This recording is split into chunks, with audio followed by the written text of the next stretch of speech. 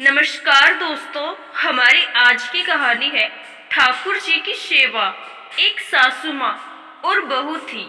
सासू माँ हर रोज ठाकुर जी की पूरे नियम और श्रद्धा के साथ सेवा करती थी। एक दिन शरद ऋतु में सासू माँ को किसी कारणवश शहर से बाहर जाना पड़ा। तो सासू माँ ने विचार किया कि ठाकुर जी को साथ ले जाने से रास्ते में उनकी सेवा पूजा नियम से नहीं हो सकेगी। सासू माँ ने विचार किया कि ठाकुर जी की सेवा का कार्य अब बहू को देना पड़ेगा, लेकिन बहू को तो कोई अकल है ही नहीं कि ठाकुर जी की सेवा कैसी करनी है। सासू माँ ने बहू को बुलाया और समझाया कि ठाकुर जी की सेवा कैसे करनी है, कैसे ठाकुर जी को लाड लड़ाना है। सासू माँ ने बहू को समझाया कि बहू, मैं यात्रा पर जा रही हूँ और अब ठाकुर जी की सेवा पूजा का सारा कार्य तुमको करना है। सासू माँ ने बहू को समझाया, देख, ऐसे 3 बार घंटे बजाकर सुबह ठाकुर जी को जगाना, फिर ठाकुर जी को मंगल भोज कराना, फिर ठाकुर जी को स्नान करवाना, ठाकुर जी को कपड़े पहनाना, फिर ठाकुर जी का श्रृंगार करना और फिर ठाकुर जी को दर्पण दिखाना। दर्पण में ठाकुर जी का हंसता हुआ मुख देखना, बाद में ठाकुर जी को राजभोग लगाना। इस तरह सासू माँ बहू को सारी सेवा नियम समझाकर यात्रा पर चली गई। अब बहू ने ठाकुर जी की सेवा कार्य उसी प्रकार शुरू की जैसे सासू माँ ने समझाया था। ठाकुर जी को जगाया, नहलाया, कपड़े पहनाए, श्रृंगार किया, दर्पण दिखाया। सासू माँ ने कहा था कि दर्पण में ठाकुर जी को हंसता हुआ देखकर ही राजभोग लगाना। दर्पण में ठाकुर जी का हंसता हुआ मुख ना देखकर बहू को बड़ा आश्चर्य हुआ।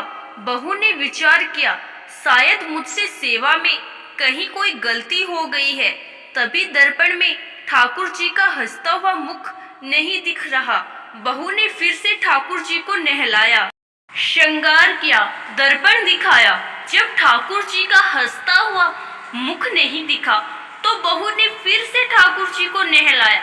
ऐसे करते करते बहू ने ठाकुर जी को 12 बार स्नान करवाया, हर बार दर्पण दिखाया, मगर ठाकुर जी का हंसता हुआ मुख नहीं दिखा। अब बहू ने 13वीं बार फिर से ठाकुर जी को नहलाने की तैयारी की। अब ठाकुर जी ने विचार किया कि जो इसको हंसता हुआ मुख नहीं दिखा, तो ये तो आज पूरा दिन नहलाती रहेगी। अब बहू ने ठाकुर जी को नहलाया, कपड़े पहनाए, श्रृंगार किया और दर्पण दिखाया। अब बहू ने जैसे ही ठाकुर जी को दर्पण दिखाया तो ठाकुर जी अपनी मनमोहनी मंद मंद मुस्कान हंसे। बहू को संतोष हुआ कि अब ठाकुर जी ने मेरी सेवा स्वीकार करी। अब यह रोज का नियम बन गया। ठाकुर जी रोज हंसते, सेवा करते करते अब तो ऐसा हो गया कि बहू जब भी ठाकुर जी के कमरे में जाती तो बहू को देखकर ठाकुर जी हंसने लगते। कुछ समय बाद सासू माँ वापस आ गई। सासू माँ ने ठाकुर जी से कहा कि प्रभु, क्षमा करना अगर बहू से आपकी सेवा में कोई कमी रह गई हो, तो अब मैं आ गई हूँ, आपकी सेवा पूजा बड़े ध्यान से करूँगी। तभी सासू माँ ने देखा कि ठाकुर जी हंसे और बोले कि मैया, आपकी सेवा भाव में कोई कमी नहीं है, आप बहुत सुंदर सेवा करती हैं, लेकिन मैया, दर्पण दिखाने की सेवा तो आपकी बहू से ही करवानी है। इस बहाने मैं हंस तो लेता हूँ।